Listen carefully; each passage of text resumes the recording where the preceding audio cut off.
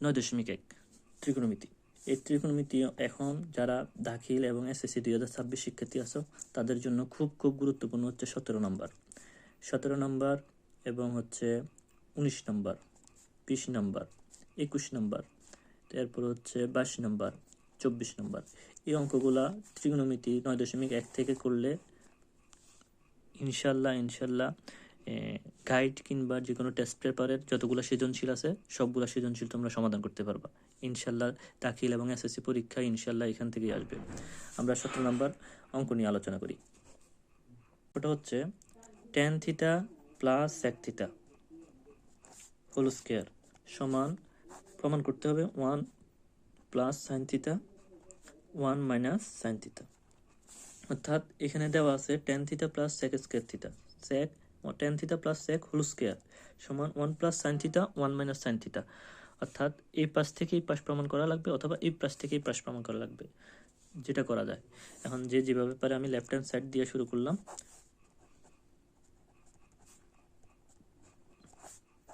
আমার left hand side হচ্ছে tan theta plus sec theta whole square. আমি এখন এই tan থিটার পরিবর্তে আমরা দুইটা সূত্র জানি, একটা হচ্ছে 1/cot থিটা, একটা হচ্ছে sin/cos থিটা। আমি এখানে sin/cos থিটাটা ব্যবহার করব, sin theta by cos theta. আর sec থিটার পরিবর্তে একটাই সূত্র জানি, এটা হচ্ছে 1/cos থিটা।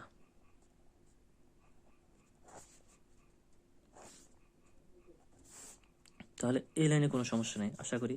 tan থিটা সমান হচ্ছে sin theta by cos theta আর sec থিটা সমান হচ্ছে 1/cos থিটা। আমি শুধু সূত্রগুলো ব্যবহার করছি। tan এর সূত্র হচ্ছে sin theta by cos theta, sec থিটার সূত্র হচ্ছে 1/cos থিটা হোল স্কয়ার। এখন আমি দেখো এখানে কি নিচে কি আছে, cos থিটা cos থিটা, তাহলে আমি কি করতে পারি, লসাগু নিতে পারি cos থিটা। তো cos থিটা যদি আমি লসাগু নিই, এখানে হর দিয়ে ভাগ লব দ্বারা গুণ, তাহলে এখানে cos দ্বারা cos এর ভাগ করলে 1 আর 1 দ্বারা sin এর গুণ করলে sin এ sin থিটা প্লাস একই রকম এখানে আমি cos থিটা দ্বারা cos থিটা ভাগ করলে 1, 1 দ্বারা 1 এর গুণ করলে 1 1 অর্থাৎ হর দিয়ে ভাগ লব দিয়ে গুণ, এটা পাইছি। এখন এই স্কয়ারটা উপরেরটার উপরেও আছে আবার নিচেরটার উপরেও আছে, আমি আলাদা করে নিলাম যে cos এর উপরে cos এর স্কয়ার, আর এটার আমি একটু সাজা লিখি, যেহেতু দুটোই প্লাসের আমি সাজা লিখলে কোনো সমস্যা নেই। যদি মাইনাসের থাকতো তাহলে হয়তো একটু মাইনাসটা নিয়ে একটু কাজ করা লাগতো, যেহেতু দুটোই প্লাসের আমি এখানে লিখলাম 1 প্লাস সাইন হোল স্কয়ার।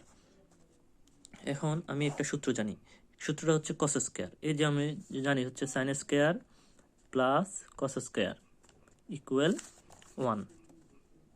এখানে একটা সূত্র জানি, আমার এটা হচ্ছে মেন সূত্র।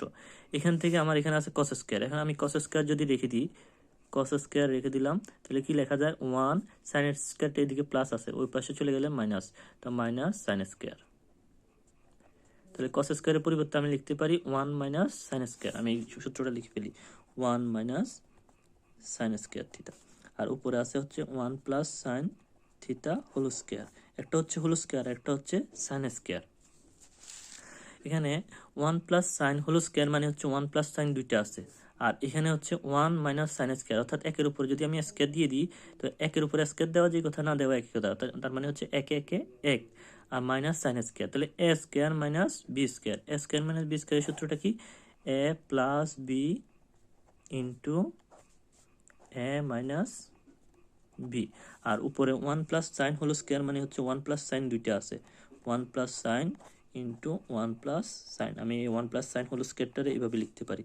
তাহলে উপরে নিচে যেহেতু আমার গুণ সম্পর্ক কেটে ফেলতেছি, ভাগ সম্পর্ক 1 প্লাস সাইন 1 প্লাস সাইন বাদ, এইভাবে। এখানে যদি প্লাস চিহ্ন থাকলে তাহলে কিন্তু আমি কাটতে পারতাম না, যেহেতু দুজনের মধ্যে গুণ সম্পর্ক, এই দুজনের মধ্যে গুণ সম্পর্ক, সেই জন্য আমি কাটাকাটি করছি। আর এখানে কি আছে, এখানে আছে 1 প্লাস সাইন আর হচ্ছে 1 মাইনাস সাইন। এই যে দেখো আমার উপরে যা বলা হয়েছিল যে 1 প্লাস সাইন 1 মাইনাস সাইন, এটা প্রমাণ হয়ে গেছে। তাহলে আমি কি লিখতে পারি, সুতরাং রাইট হ্যান্ড সাইড, সুতরাং left hand side equal right hand side. এটা খুব খুব গুরুত্বপূর্ণ, আমি 3 স্টার দিলাম।